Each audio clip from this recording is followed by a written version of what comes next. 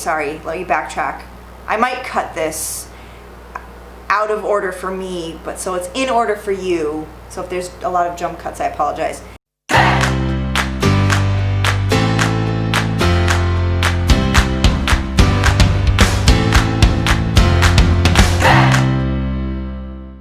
Hi guys! So it's been a long time since I've seen you guys, I've talked to you guys, and there's been a few videos from Rob on my channel, but there's been a very good reason for that, and I thought I would, now that I have some time, I would film a video kind of catching you guys up and kind of giving you a life update of where I've been and what I've been up to here in Korea in the midst of all of this kind of world craziness and why I haven't been making videos. So, as a lot of you know, and as I've said in other videos, I am a teacher here in Korea. I work at a foreign language high school, and like many countries, once Corona hit, it obviously changed a lot of everyday life kind of things. And it hit Corona, but besides China, one of the first places COVID really started taking off was here in Korea. And so basically in Daegu there was a woman who was a member of a cult. I know they've been saying church in a lot of the news in the past, but it's actually a cult, and the members of the cult have to attend all of the meetings or else they are excommunicated. And there's a certain amount of touching they have to do. They have to go out and proselytize to people, and so obviously it's very social interaction, and because the cult is very negatively viewed in Korea, a lot of members of the cult keep it a secret from their families and that sort of thing.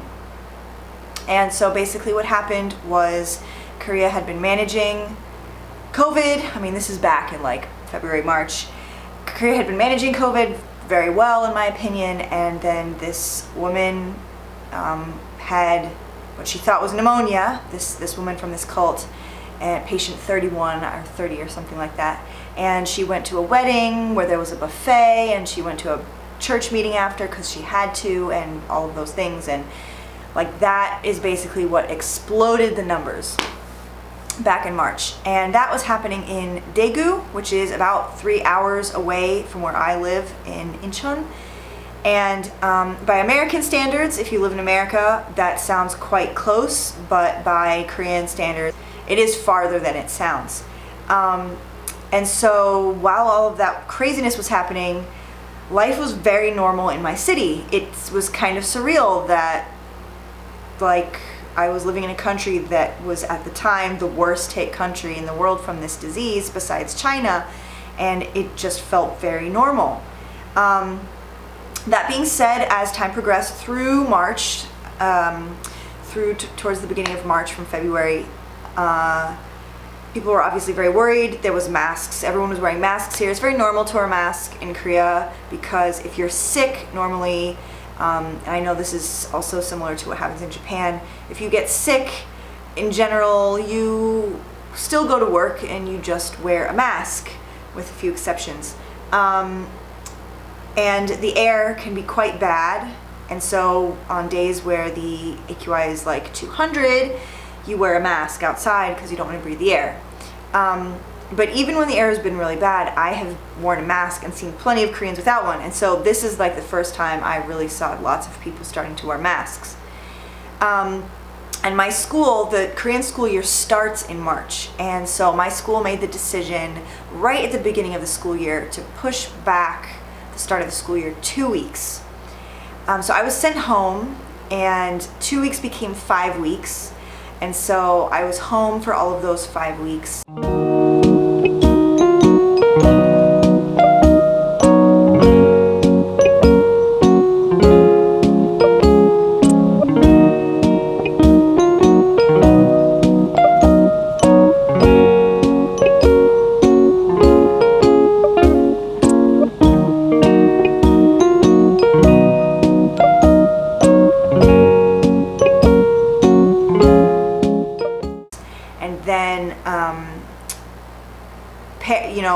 parents and teachers and the government started to become concerned about postponing school any longer. And since the numbers were starting to go down, they decided to open schools for video lessons. So I had to work normal school hours, 9 to 5 basically, but I was filming video lessons for my classes and given like a video schedule. And so for the past few weeks or a few months now, yeah, it's just been, you know, I've been having to film 2 videos a week, and that it's just a lot to film and edit those. It takes me a lot longer to do that than it takes me to make a normal video for YouTube, because there's a lot more moving parts. And I will insert a few examples of what that looks like. Hi guys, hi guys, hi guys, hi guys. So here we are again, another video lesson. At this point, I think we were supposed to have been back together, but it doesn't look like that's going to be what happens, and I know you are probably just as disappointed as I am. No, God! No, God, please, no! No! No! No! But we're going to make the best of it, and I'm going to do my best to make this as interesting and as captivating as possible while you're sitting at home instead of being in school. So, get a snack. I hope you're in your sweatpants. We are going to talk about the second speaker of the monk debate today. All right, so before you start writing your essay, it can be pretty daunting to sit down at a desk with a blank piece of paper in front of you. Okay, Mr. Essay, I say, prepare to be written. 7 hours later. Now let's see how it looks so far. The break time. Moving on. Page 10, 4th paragraph, where it says Dr. Waldinger acknowledged that the research, right? Cite your sources. Cite your sources, okay? In a formal piece of writing, of which the classical argument essay is, you cannot use the following words. I, me, my, mine, you, yours, your, we, us, our, ours. Okay, personal pronouns. So now that you have practiced your topic sentences, we're going to move on into the next piece, which is explanation and evidence. Thank you for your patience in the meantime. Okay, I will see you in the next lesson. Bye. That's all, folks. So, like I said, we had been filming videos at work. All the teachers had been required to go into work and post video lessons. Korea was never in a full lockdown like it was in the US. They closed schools, and then bars, entertainment facilities, computer rooms, singing rooms, museums, all of those kind of extracurricular things were all shut down, and it was essentials open, but not like the US definition of essentials. Like, teachers were still going into school without the students. Businesses were all still open. A lot of restaurants were still open. Because the thing is, in Korea, if the government mandates a shutdown, they have to pay 70% of everybody's salary during that shutdown. So they highly encourage restaurants to close, but they don't mandate it. They've only mandated, you know, bars and things like that. So they got that first big cluster in Daegu slowly under control, and that was what most of the numbers were towards. And it was down to 0, and when Korea hit 0 cases, they said, okay, we're going to do everyday distancing, is what they were calling it. And, you know, everything was opening back up. And because of that, Seoul nightclubs and bars were opening back up. And what happened was, there was a gentleman who went to a bar in a really popular nightlife area in Itaewon, and was at the bar, and then went to a convenience store, and he went to a ton of places, and then it turned out that he had corona, and he did not know it. And so, like, obviously him going around and infecting people, like that was not his fault, because the government had allowed all of those things to open back up and was opening everything up and everything was being normal. Korea had 0 cases. But then, like, he was a teacher and he didn't really, I'm not clear on all the details here, but from my understanding, he didn't tell his students or something like that because he was at a gay bar, and a lot of times that can still be stigmatized in South Korea. And then that created further complications, because one of the reasons that Korea is not in full lockdown like the US is because the government has the right to, they call it contact trace everybody, anyone who gets sick. So if you get sick, you get tested positive, they check your credit card activity and your phone activity to see every place you've been in whatever window, whatever time window, and they post that publicly so that everyone can see your path and see, like, okay, I was there at the same time as that person, so I need to go get tested. And that's their way of trying to contain the virus through testing and contact tracing. Now, this isn't really done in the US because we have laws against the government being able to track us, which is why I believe the US is doing more of a kind of a lockdown state by state sort of thing. But because that is stigmatized, a lot of people weren't coming forward to say where they had been, or say they had been at that club or whatever. And so the Korean government ended up putting out an anonymous, like, if you have been there, you can anonymously say you've been there or whatever. Because there has been some backlash in Korea about the contact tracing, mostly because cheaters are getting caught and that sort of thing. Yeah, basically. So once that happened, because he was a teacher, schools started getting like some negative press, and then obviously the principals and teachers and schools became very sensitive, which then leads to the 2-hour reopening and then shutdown of the students coming back, the kind of false start.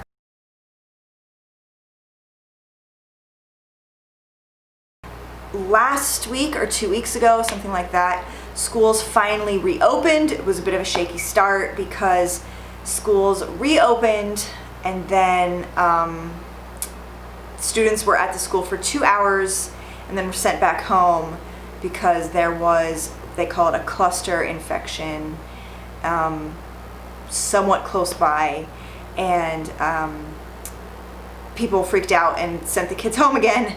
But the thing is, because the Korean SAT is like such a big deal, it's not like the American SAT at all. I mean, the SAT is a big deal in the US too, but in Korea it basically predicts your entire life for you. And so Korean high school students are more stressed and work harder than any other age group or profession I have ever seen, bar the medical profession at this present moment. It's honestly really horrific to me, but that's just the way that the school system has been set up and the measurement that's put into place. Everyone in Korea wants to get into basically 3 main schools, and yeah, it's all kind of based on that test. And so they postponed that test, which normally occurs in November, but they cannot postpone it anymore. And so, you know, after that shutdown, that 2 hours and then go back home, shutdown of schools again, they reopened the following Monday. So in terms of where Korea's at right now, schools are open. They really cannot shut them down again without basically completely changing the school year schedule, because the students are starting school so much later than they normally do. So schools are open, and basically how it works is Korean high school is 3 years, first, second, and third grade is what they call it. The third graders are the ones that are under real pressure for the sunung, and so the third graders have come back on a full-time basis, and the first and second graders alternate weeks. So I am still making videos for school. I have to film probably 1 video a week as opposed to 2 videos, or sometimes 3 videos a week.